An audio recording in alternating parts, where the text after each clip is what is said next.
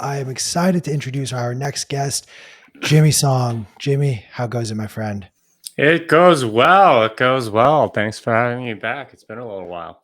It has. You've been all over the world. You've been enjoying yourself. I was honestly, I'm grateful you're joining us. I know that your great city is now hosting the the Bitcoin conference of the season, if I may say so. So, tell us where have you been? What have you been up to? Oh, I mean, I went on vacation with my family. Checked out London and Scotland and stuff like that. And I know you're a big soccer fan, so I actually checked. I went to a Premier League game. That was one of my bucket list items, and watched Tottenham destroy Southampton 4-1. So that was kind of fun. Yeah. Are you a Tottenham fan? Yeah, I'm Korean, so I have to. Fair. Yeah, Chris is yeah, somewhere yeah. somewhere in BitBlock Boom hearing this and celebrating. I myself am a very passionate Gooner fan, and we are the best team in the Premier League for good reason right now because we have an easy schedule. Well, we'll see. I think the derby will be happening soon enough. So yeah, Exactly. I mean, look, yeah, if we weren't if we didn't score 9 points in those first three matches against the quality of teams we played against, that would be more concerning. But yeah. uh, I mean, you didn't have to play Chelsea at Stamford Bridge, so yeah, yeah. That's all I'll say. hey, Yeah, it's okay. It's a long season. We got 35 more weeks of it. But yeah. Indeed, uh, indeed. I wanna ask, what are you most looking forward to? Because you're talking a bit Block Boom as well, right? Yeah, yeah. I actually have to go finish my presentation after this, but yeah, my mine is titled "Fiat Delenda Est," and I'll pretty much be taking a lot of the articles that I've written over the last, I don't know, 4.5 months on for Bitcoin Magazine, and compiling it into some coherent presentation that hopefully makes sense. Yeah, but I mean, this is the life of every presenter. You procrastinate. You try to do things. It's been percolating. I just have to write it down. Basically, that's it. Yeah. I feel like at this point, given how many different talks and conversations you've had, like you by saying you're going to prepare, you're literally going to write like 3 bullet points on a note card and like maybe put together a slideshow. Yeah, something like that. That's I got the faith. dirty secret of all of these talks is that you put it together the last minute, and sometimes the thing though is that there's something about performing, right? There's some, and I think anyone that's like given talks or done stuff like this, like, or even like the show which is live, there's something magical that happens when you're sort of like forced to confront an audience, and it brings out the best because you have that pressure. So, like the thing that like CJ Wilson told me a while back, which I really identify with. He said, we were talking about, how fast is your fastball? And he's like, yeah, 95, 96, something like that. And I'm like, we're like, wow, okay, how, like, can you show us what you would do? Blah blah blah. He's like, yeah, and it's like, so when you practice, do you get it there? He's like, no, you don't get 96 miles per hour when you're practicing. We're like, why? Because you don't have the pressure. You need to have some stake to really bring your best fastball. That's what I feel like with these things, is that when you go on stage and when you're really delivering something, the best doesn't come out until you're on that stage because of that pressure. And there's some people that crumble under that pressure. I think for me, I'd like to think that it elevates me when I have an audience, right? Because there's reactions, there's other things, and I know sometimes I bomb, right? Like, there are times when I wanted to say something well, and I don't know, maybe I didn't have drinking a coffee or something, but it's just not there. And then there are other times I'm like, I nailed that one, and it's like, and you can feel it. And it's that, which is, I can see why, like, stand-up comics and people like that, they get addicted to that audience, right? Like that experience, because in a sense it's like the most real feedback that you're ever going to get, unlike, say, central bankers or whatever. No, that makes sense. I mean, I loved that analogy with CJ, Mhm. and like I would even go so far as to say like something as simple as adrenaline just pumping through your system in the middle of a competition with a crowd screaming behind you, or like having a even 100 eyes just listening to what you say, watching everything you do, will just it makes you either rise to the occasion or crumble and fall. Um, Mm. I love that. I'm excited to hear how that goes, but it sounds like it's going to be a lot of our conversation. So, how can we help you? What are what are the things that is eating up your mind right now that you're going to inevitably talk about on the stage? I I think everybody agrees that fiat monetary system is really sucky. And I don't think that's a hard sell, especially to a crowd like at the Black Boom. The thing that I think me and almost everybody else that's presenting that you want to do is sort of like take it to the next level, right? Like, how are you going to really communicate this in a way that they can take home and say to other people that will make complete sense and will really sort of like take the narrative to the next place that it needs to go to. Right now I think we've gone on this like long arc of Bitcoin where it started as this sort of like interesting internet currency to savings and store of value. And I think right now it's at this point of it's more moral than the current monetary system. How do you take that next step, right? Like what's the and that's really where I think this presentation really needs to go is okay, how do we push the ball forward? Because the narrative's been changing, and I think we've sort of brought the community along into this place where it's yeah, we do have the moral high ground. How do we keep it? Um, and that's really where it's like, okay, we really have to destroy fiat, and that's the title of my talk is fiat delenda est, and it's a phrase I made up, right? Like, it's really nonsense in Latin because fiat is a verb, and so is est. So you got two verbs and a noun. Um, Whereas in English, it's got like it's like fiat is a noun or an adjective or something like that. So like getting that sort of instilled that mentality that fiat really needs to be destroyed because it is just so evil that we're seeing all of the stuff that's happening right now. And if we successfully pin it on fiat, which I think it deserves, then I think we have something. And I don't know. That's a tall order for my talk, but that's what I want to do, and hopefully, everyone that's going to be there, you can kind of get an idea of what I'm going for. No, but that's a really important talk, and I think what you're doing is you're creating this call to action because we Mm, have all the slogans that we all pass around to each other or say to our friends or say to friends that we want an orange pill, but at times it feels like we don't really know is the next push forward supposed to be like from the grassroots ever is it supposed to be new technology, new use cases that we create and build? Is it supposed to be something coming out of the legislative area, or how do we move the ball forward? What is that next step? And I'm curious, I threw out two examples out of what could be countless other ways in which we can help expand adoption and push forward Bitcoin. I'm curious where or what your expectations are for like the next 4 year cycle in essence, and mm. where the biggest push forwards could come from. Yeah, those are always hard to predict. I mean, we never would have guessed El Salvador 4 years ago, but that's what it became.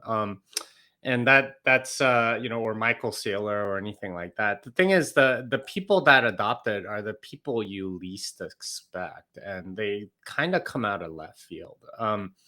So I don't know, but I do know that it'll be individuals that will be adopting it, and they'll be pushing the ball forward. And what that narrative looks like or how what connects with people, that's a real sort of like market process at play here, because in a sense, like what we have to do is find the narrative that that people can really connect with and really identify with and make sense to them and is true and really gets them to action, because that's really where we are right now. Is I think we have some level of parity with fiat in sort of like a mental sense. Like there's no narrative anymore about how, oh, Bitcoin's so evil because it's used as drug money or whatever. I think people are starting to wake up to the fact that fiat money is pretty bad and it enables a lot of things that that are immoral. So like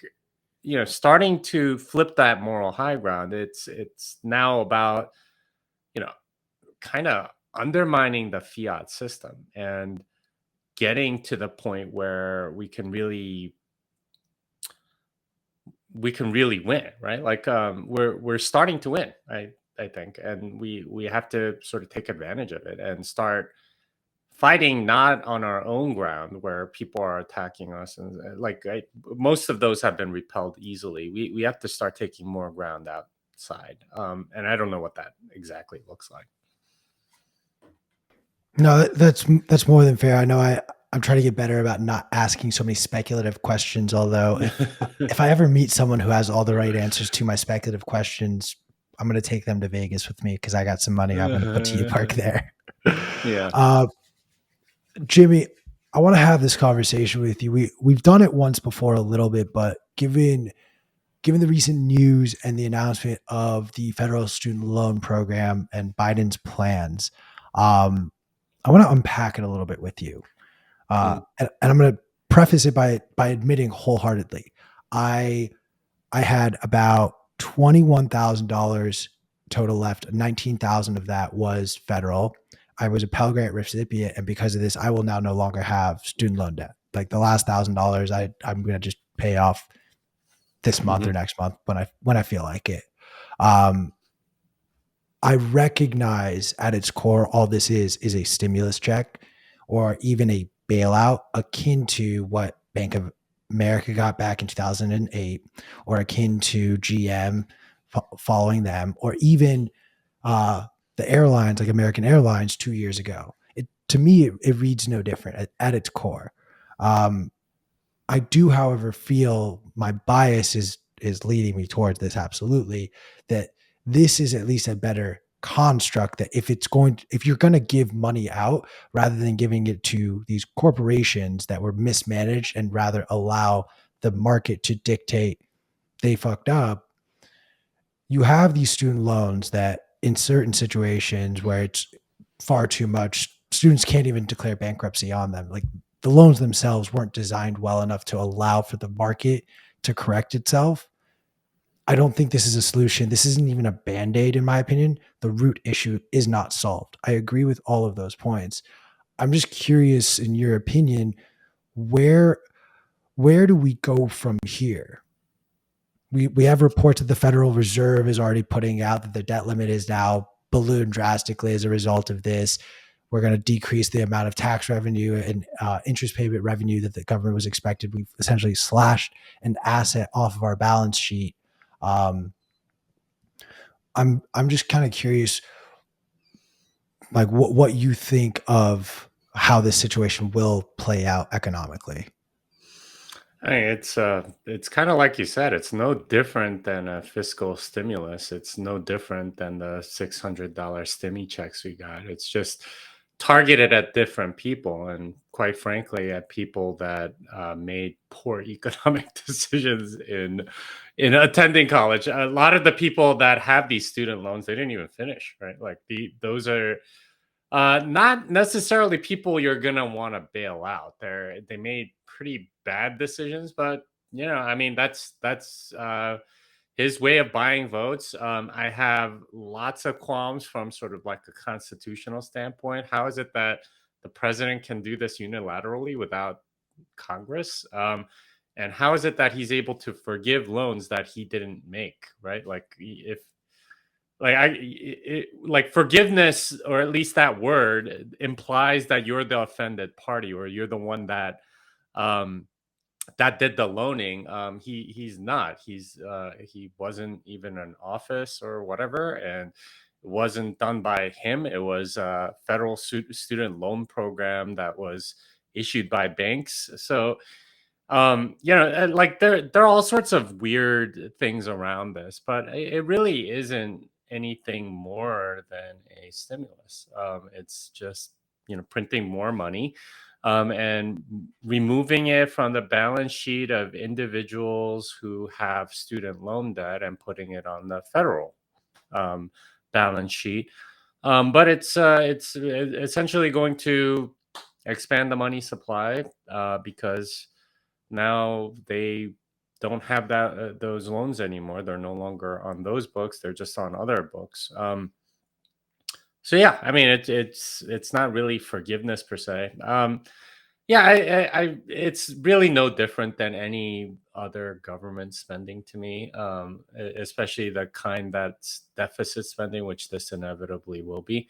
And it looks to me politically like he's buying votes, right? he's 100%. yeah. We know that college graduates favor Biden. We know that women favor Biden. And both those constituencies tend to have more student debt.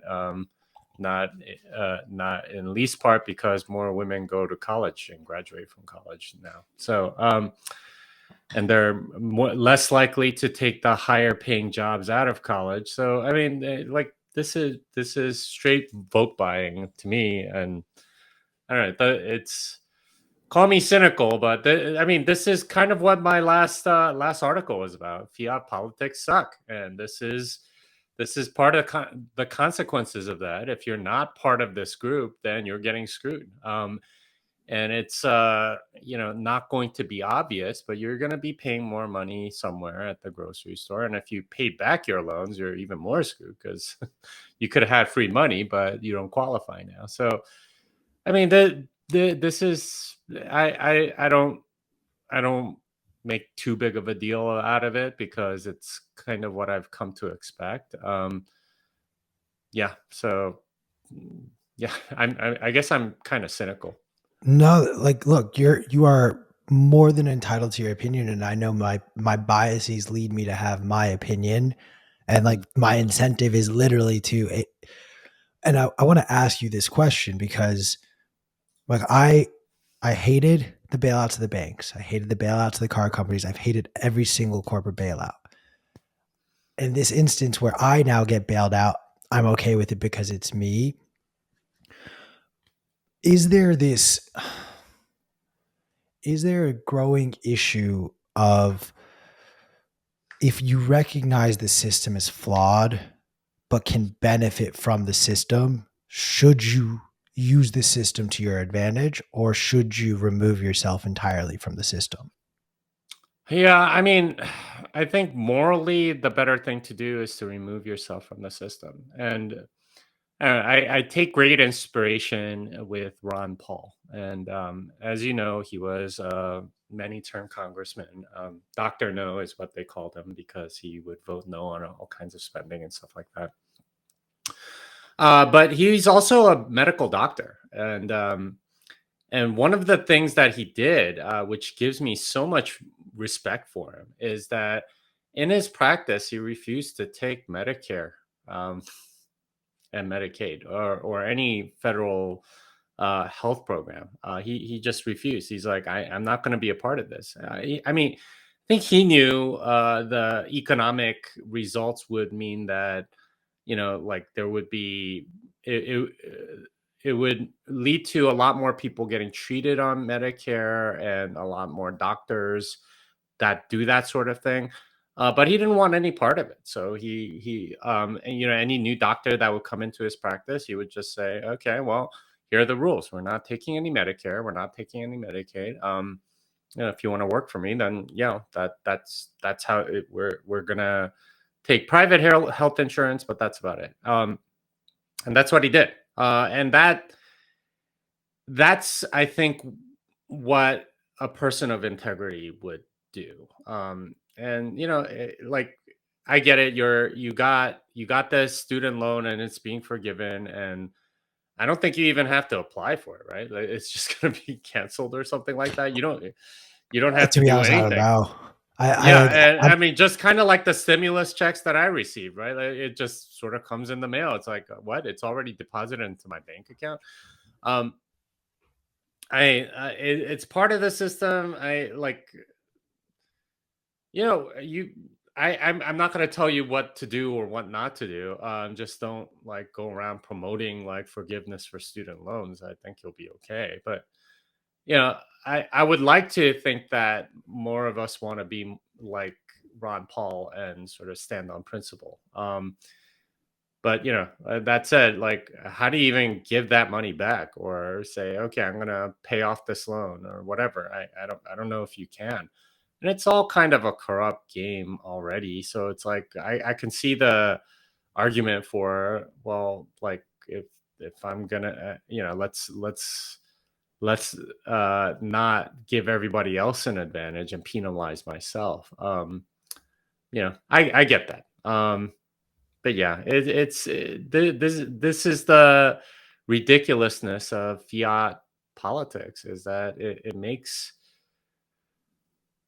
for the this sort of like division because of the money at play. It divides people, and it shouldn't, because it's not about class against class or one group against another. It shouldn't be, but that's what they make it, because the money's there to be redistributed. Right, we're going to take from here and give it to these people, and that's unfortunately exacerbated by fiat money. so I'm curious what your thoughts are on, like, I feel like every individual has certain things that they themselves are willing to go out and do, and Mm, then there are other things that they candidly just don't want to deal with, and it could be stuff as simple as like, I don't want to have to deal with going and finding a source of water. If mm, that means I have to pay a certain tax to wherever I live because they're going to handle that for me, I'm comfortable paying that. Same goes, frankly, with like maintaining and building my roads. I'm curious for you if there is anything that you would prefer to not do yourself, what that would be, and in turn, how would you go about handling that without the state? yeah, it's always all about the price, right? Like, like, you might not want to handle water, but you're also getting water at like an insanely cheap price, right? Like, if you had to pay somebody to go draw water from a neighborhood well and bring it back, you would, first of all, not use nearly as much water, and you'd be paying a lot more per liter of it, right? Like, so there is a price at which that's not going to be worth it for you either. It's just that the government makes it artificially cheap by using fiat money to steal from a bunch of people. Similar thing with roads. Like, if you had to pay way more for the same road, you probably wouldn't want the state to take care of it. This is the beauty of the market process, is people will pay what makes sense for them, and if enough people want to use it and pay for it, then you have a business. And the thing is, without the state, you would still have water, available to your house or whatever. Now, that may take very different forms, and the price might be very different, and whatever. But there are always alternatives. I mean, like, even if like no one's delivering water to your house, you might be able to set up some sort of like rain catching mechanism on the roof of your house, and like some filtration system, something like that, or have water delivery, physically, or some other thing that's possible. There are all sorts of ways in which alternatives will come about. The problem with the state is that it has a monopoly, and it sets the price, and it's not very efficient, and it imposes one price on everybody, and you don't really have a choice when it comes to um, their services, and that makes it inefficient and costs more than it should. And this is where or it costs too little. And this is where it would be very helpful to have a market. And now what does that look like? I don't know.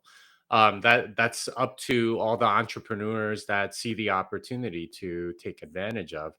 But that's how it works in everything, right? Like, if I want cowboy hats, there's a certain amount that I'm willing to pay. That for a certain quality of hat, and I do the shopping, and that's and if I think the utility of a cowboy hat is higher than the money that I'm spending, then I'll go buy it. And similar on the other side, if the utility of the money that they're getting versus what they're making makes sense, then they'll make that trade, and that's a lot better and creates more wealth overall than state-based things. I really wish I knew how to work Restream a lot better so I could pull D348's comment, which says, "Never stop wearing cowboy hats, Jimothy." Jimmy, I don't believe you and I had a chance to break down the Fiat Politics article. It has been a little while. Um, Mm. I'd love to go down this rabbit hole with you. I have no one to stop me from going down the political conversation, so that's what we're going to do today. Um, talk to us a little bit, or I want to start first with super PACs and just the donation structure that is behind the current political system. Um, like, whether or not you agree with him, Roger Stone is a character straight out of a comic book, in my opinion. He is like Lex Luthor, but somehow actually more villainous and a real human being. The father of the entire super PAC system we have today. Curious how you feel. Like, this feels like to me that the epitome of fiat politics is the way the donations come and go. I'd love your thoughts there. Yeah, American politics is a little bit strange because we don't have explicit bribes; we have implicit bribes, and this largely happens through super PACs and things like that. And instead of getting your money up front, you get it afterwards as like a lobbyist or something like that, and you make your money, I guess, quote unquote, more honestly that way. But it is what it is. It's a bribe, and super PACs and many of these things are essentially ways to sort of come around that. Um, the big problem here is that there is a prize to be won, and that prize is the ability to control the money printer, or to figure out how to spend the money that the money printer makes. And those are very powerful incentives, and you're going to get a lot more people caring about politics because it starts taking over more and more of your life, which unfortunately has happened over the last 50 years. So super PACs are just one small part of this whole system. The people that want certain things are going to want to you know do what they can to get it. And from a market calculation, if it costs more to if something is worth X amount of dollars to them, and it costs Y and Y to do a super PAC or whatever else, and Y is less than X, then you're going to go do it. That's just how market incentives work. Um, Now, if they didn't have like infinite money into super PACs, they'd find some other way to use it. So, I mean, in that sense, it's whatever. But that's what you're seeing is this game theory playing out of incentives, where if you spend enough money on lobbying, you can kind of get the outcomes that you want. And if you get the outcome that you want, then that's worth a larger amount to you. Now, the whole process is destructive as hell, and that's something that I point out in the politics article, is that market transactions and things like that are much more wealth building. Politics, it's like wealth destroying, right? Like you can spend $10 million on lobbying for some subsidy that gets you 100 million, but that 100 million is just being stolen from a lot of people. So you've gotten 90 million for yourself, but in a sense you've created a wave of destruction of value by causing all of this money to be stolen and making other industries less competitive or less value adding. So it causes all sorts of evil, and that's kind of the point. Is that um, politics, because of fiat money's presence, because of this prize that's out there, it becomes a civilization destroying thing, and that's unfortunate. And the better way is to get rid of fiat money. If only we can just get Jimmy Song to be president. Like it doesn't even need to be a full 4 year term. I just quick little 1 month, take down the whole fiat system, and then off to retirement on your ranch somewhere. I don't think that would work. First of all, presidents don't have that much power, and you kind of saw it with the Donald Trump presidency and even the Joe Biden presidency. And I was reading about how Trump wanted to get out of Somalia really badly, and he's like, "Can't we just leave?" And all these internal people wouldn't let him. Like there's a whole deep state that exists to keep you in line, basically. And in a Interesting. sense, I see Joe Biden's presidency as sort of like a reflection of that. Like they don't even need like a live body, right? Like he could be dead for all we know. He could be like the first weekend that Bernie's like president or whatever. Doesn't matter. Like he he doesn't need to really exist. He's just almost literally a figurehead. And all the stuff that's happening around them are strings pulled by other people, and that's, I think, how it's been for a while. It's just that we tend to focus our attention on whoever happens to hold the office, but they don't actually have that much power, because the fiat system is sort of like it's almost like an entity unto itself that enslaves all these other people. And this is kind of a cool concept that I learned a while back, and it's from Jacques Ellal's book, The Technological Society. And his argument is that there's systems that once they get started, they take on sort of like a life of their own. And I'm sure you've kind of felt this. If you've ever been in a band or a sports team or something like that, you have the team, right? And everybody in the band or the sports team can turn over, but the spirit of the team somehow remains. And it's like they there's like a whole entity that's outside yourself that sort of like uh is the thing that everyone's fighting for.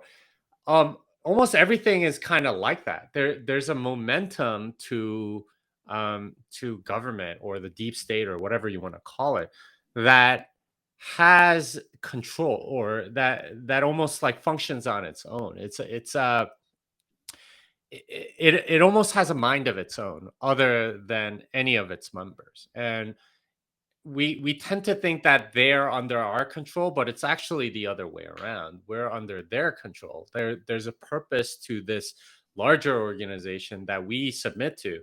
And for the deep state, it continues to grow because they're growing fat on the on all of the fiat money that's available through bureaucracy and rent seeking. And you could think of every bureaucrat as sort of like a part of that system, somebody that's enslaved by this giant bureaucracy thingy that has a life of its own. And the motivation of that entity is to keep perpetuating itself. And every member within it keeps wanting to perpetuate it. And that's basically what we have with the US government. And this is the sad reality, is that fiat money is their food, right? Like if you have fiat money, it'll grow enormous. And it's not something that you can really stop very easily.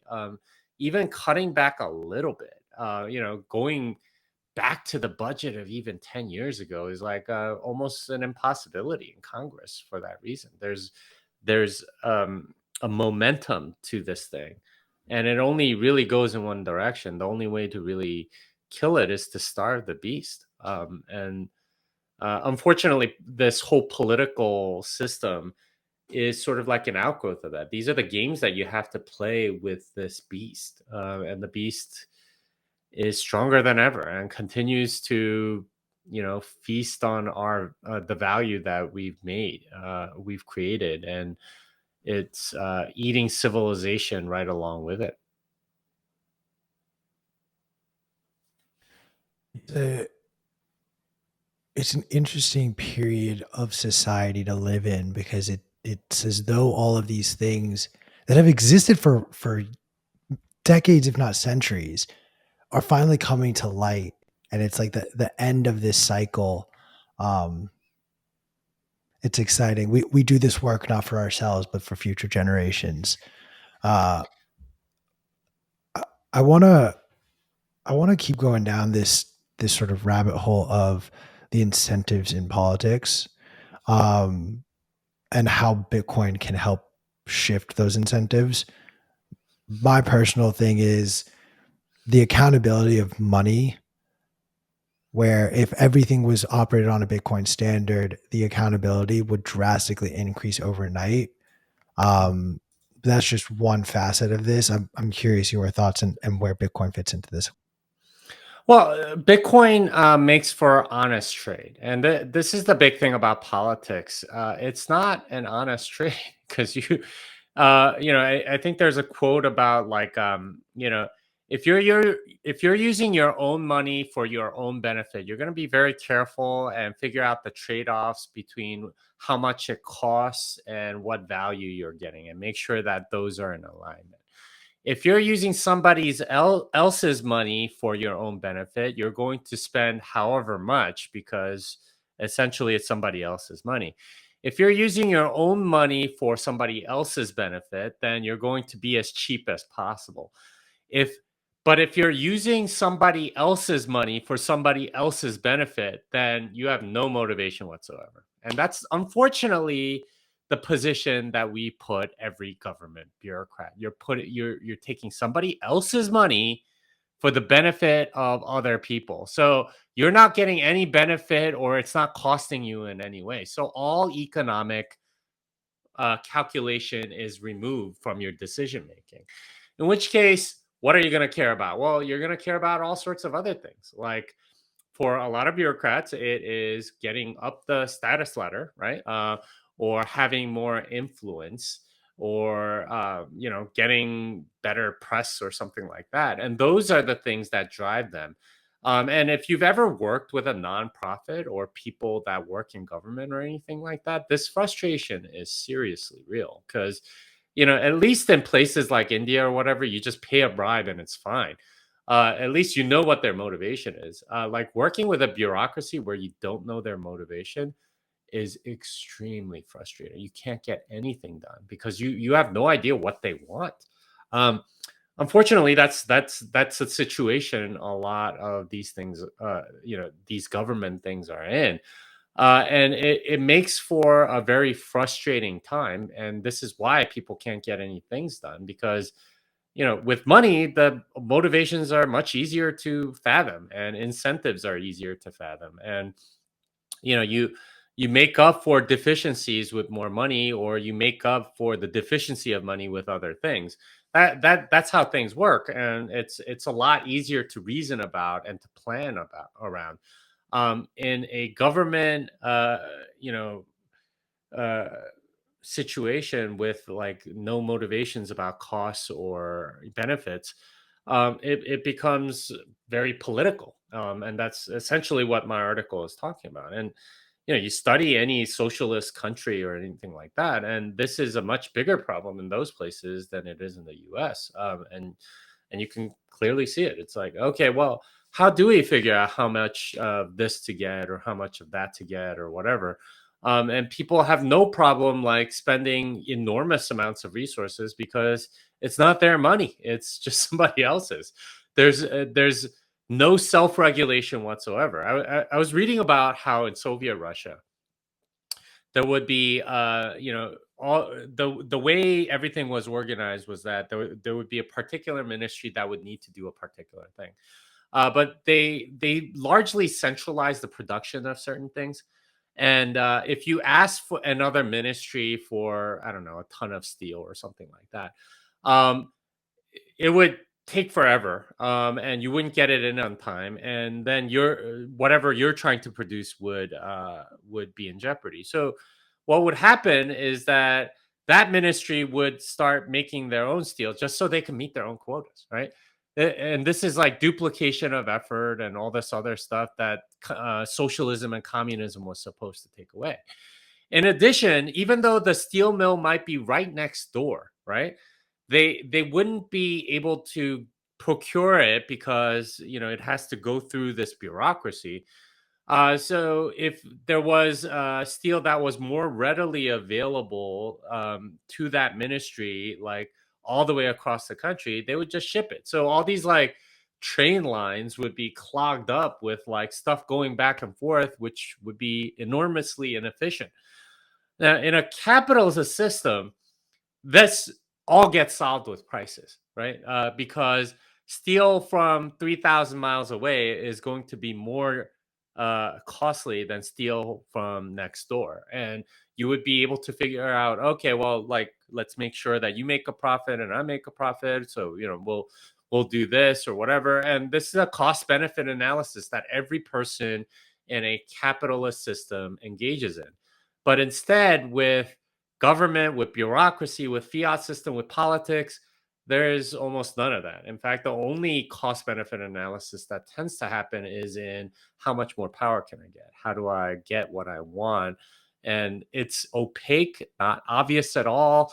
And it takes a lot longer and there's a lot more friction. So, in that sense, the idea that government can be better at anything is just laughable because you don't government or anything is made up of people and their incentives are not going to be in alignment in these systems where you don't have cost benefit analyses.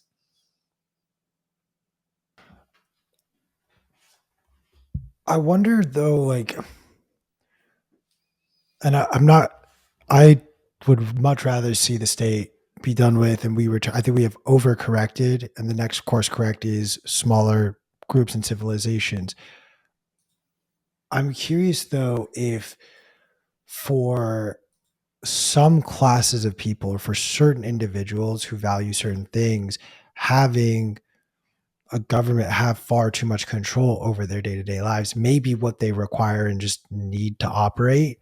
Do you think there can be a system where, much like the way we talk in much like the way the sovereign individual talks about how there will be different jurisdictions that will draw people in for reasons, could there be a coexistence of truly state-run jurisdictions and then truly sovereign jurisdictions, or will the state-run jurisdictions just try to take control of everything? Well, I think smaller states are inevitable. So, places like the United States and the European Union, and you're starting to see some cracks in a lot of that, right? Like with the UK with Brexit and all these like independence movements all over, Europe and stuff like that. The monolithic state is not a natural thing. If you The only reason you had them was uh or at least in feudal times and stuff was so that you would be able to tax a larger area and so on. But the current reason is mostly around economic unity, and that requires sort of like a common currency and so on. I don't think that's the natural state of things. And under a harder money standard, I don't see if that gets removed as a big reason, you get smaller states. And if you have smaller states, then you're gonna have a lot more choices. You might have, a completely socialist state over here, and you have another state over there that's way more freedom based or whatever. That was actually the original design of the United States. Every state was supposed to be sovereign on itself, and then you had a loose confederation. And that was the Articles of Confederation, right? Like that was the initial design of the United States until they were like, okay, we got to do something about all this debt and all this other stuff, and we might just break apart. And they came up with the Constitution, and still tried to preserve that state sovereignty stuff, but that got more or less wiped out under Lincoln, and completely solidified under FDR. So smaller states, I think, will allow you to experiment. And, even in the limited amount of experimenting that we're able to do, you can see what's happening. You can see a lot of people move away from New York and California to Texas, for example, and, to Tennessee and to Florida. Those are ways in which we can see what works and what doesn't.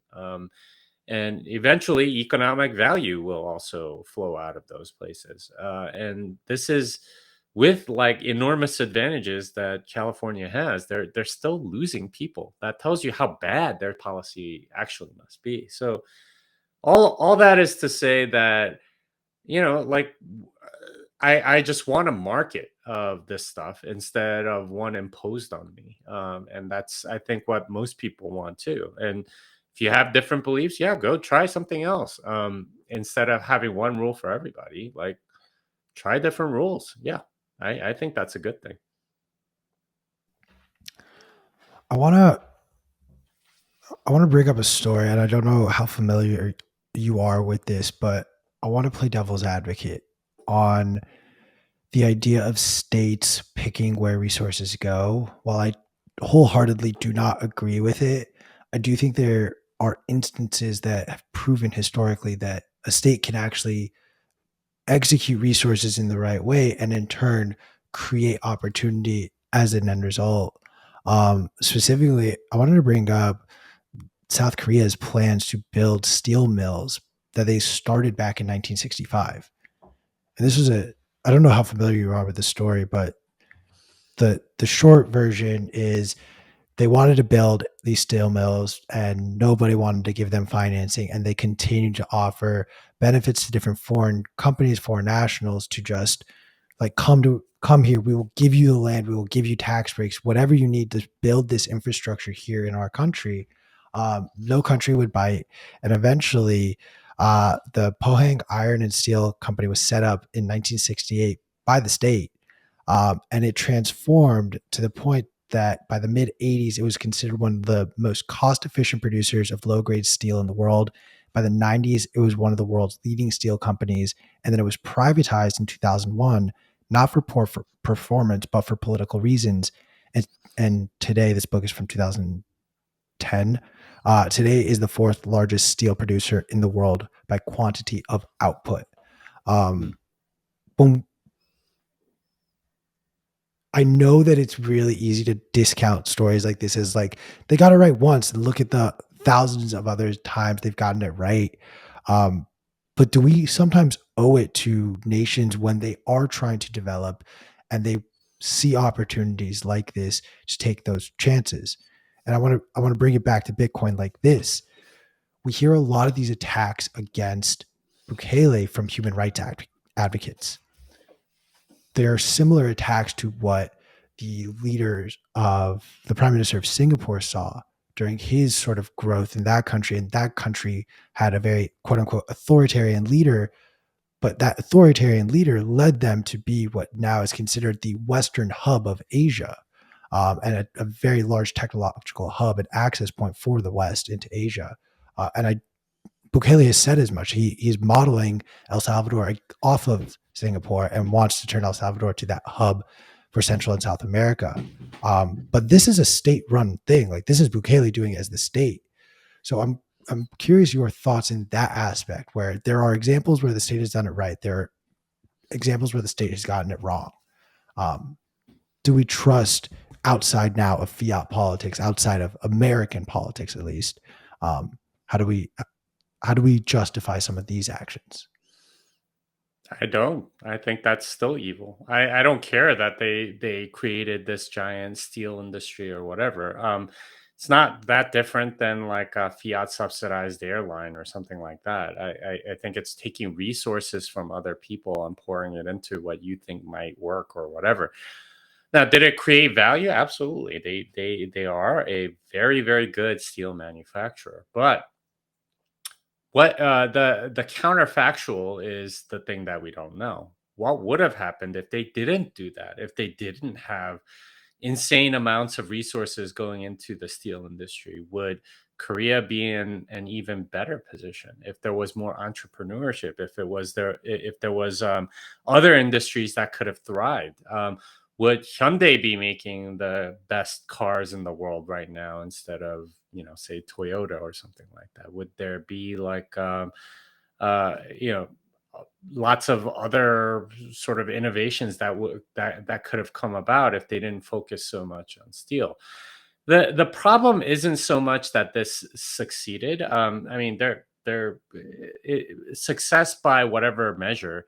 It's that there's inevitably inefficiencies in government run things that we don't really get to see. And this is one of them. I mean, I'm sure there were lots of mistakes that they made that a normal market wouldn't have made, and a lot of people's rights that were violated, a lot of people's effort and energy that were wasted rather than on that rather than something else that would have been more beneficial to adding value to not just the people of South Korea, but all over the world. So it's easy to say, oh, look, here's what they made, and it's obvious that these things were made, and therefore, you have to count it as good.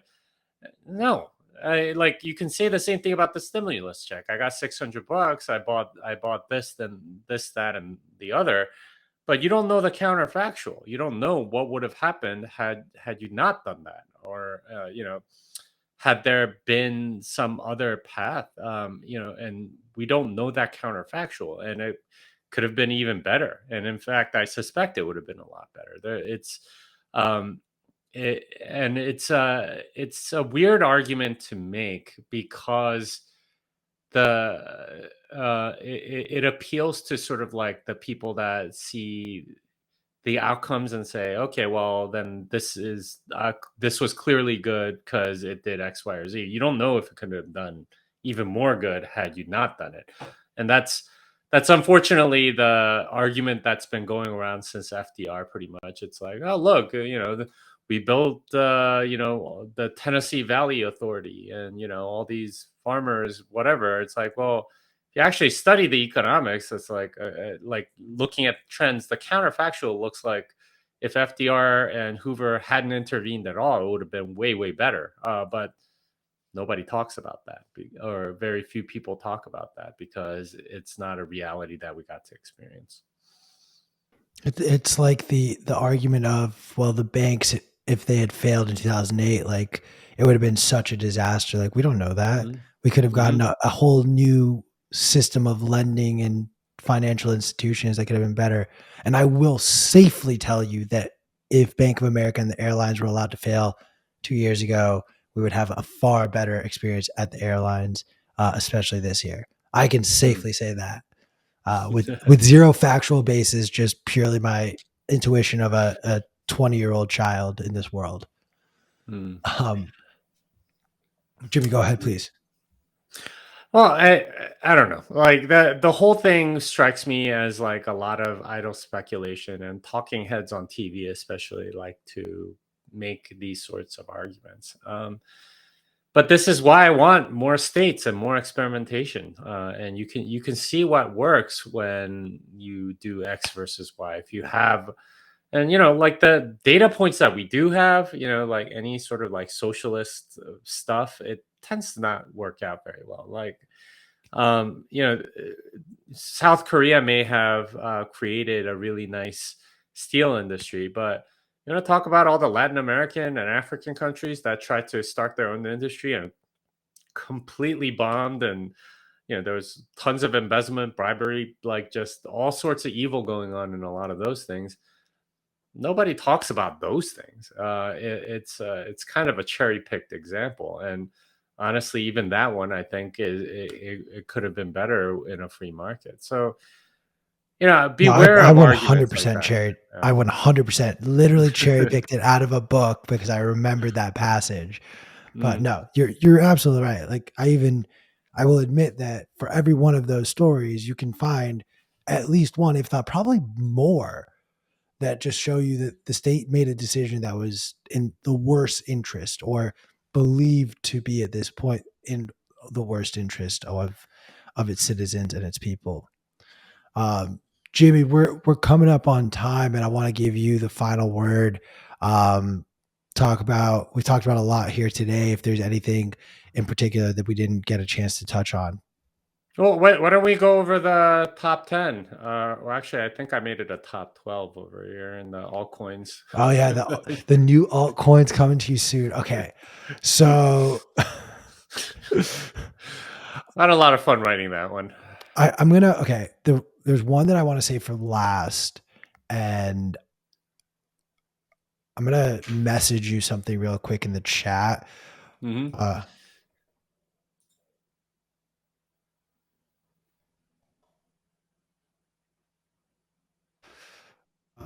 but I'll start with my favorite one, which was um, Woman Coin.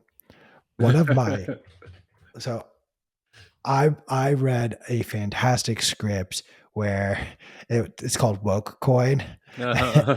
and this guy he like pitched to a bunch of VCs. He's like, "It's woke coin. You get tokens for being woke," Hmm. and they don't hire him. He goes home to his fiance. His fiance breaks up with him, and then like in this like drunken rampage, he goes and changes the whole code of woke coin to man coin, and it's just like the most like degenerate things possible. Get you more. It's honestly, it's a show that deserves to see the light of day. Um, one day, and then of course the sucker recruit 10 people to get rewarded. Like, could you just describe a Ponzi scheme without saying the words Ponzi scheme there, Jimmy? I just like the name because of the phrase, there's a sucker born every minute or whatever. But I, yeah. I do like that one. I will give so my final one, uh, Hmm. Bitcoin Nakamoto. Hmm. The truth is, and I'm going to change it. So you had written a fork of Bitcoin for those that believe A16, Andreessen Horowitz, VC firm, should own Satoshi's coins. Uh, I mean, I don't think Andreessen owns so many shit coins that he probably thinks that they have so much value he doesn't need Bitcoin. Uh-huh. But I want to use that as a segue to essentially bring up a campaign that's going to be going on tomorrow. Mm. It's going to be exclusively on Rumble because we're afraid that YouTube will literally take our channel down. Mm. We are all Hodl Not is fighting Craig Wright. There is a trial going on in Norway over whether or not Craig Wright actually thinks he is Satoshi Nakamoto, or at least claims to be Satoshi Nakamoto. There's a campaign to raise funds for Hodlnaut's defense. As it turns out, the legal system in Norway requires Hodlnaut to pay Craig Wright's legal fees until the end of the trial, determining once it's determined how this sort of case pans out, then the fees are finalized at that point. But for the meantime, because he is the one being sued by Craig Wright in the laws of Norway, that is how it works. So there will be an ongoing campaign tomorrow on Rumble, starting at, I believe, our normal start time of 10 a.m. Pacific, 1 p.m. Eastern time, but again, Rumble only. Um, a few people that you know, love, respect will be participating. It will be hosted from Bitbot Boom itself. There's a Defend Satoshi page, so please be sure to go and check that out as well. It's a very real issue. The crazy thing is, this trial, in the eyes of Norway at least, will determine if Craig Wright is or is not Satoshi Nakamoto as he claims. Hmm. Um, That will be interesting because I don't know if I've ever seen someone that is so obviously fake that that continues down this road of legal lawfare. But I mean, I guess that's how he's spending the money he scammed money from. Um, Other ones usually they're happy like buying Lambos and stuff, but this guy wants to spend it on lawsuits. Kind of a very strange thing to me. it's as fiat as they come, but I Yeah. digress. It does begin. I apologize. It begins at 10 a.m. Eastern time, so it's going to be a bright and early. I did not sign up for 10 a.m. Eastern, 7 a.m. Pacific time. That's for damn sure. But I digress, guys. Jimmy, thank you so much. If you guys don't follow Jimmy's song at this point, I really don't know what you do with all your time. Um, as you can see, it's at Jimmy Song. Jimmy, anything else for the audience to know? I'll be speaking at BitBlock Boom on Saturday, and I'll be speaking at Baltic Honey Badger the week after. I will probably at some point write, finish the article that I've been working on. So yeah.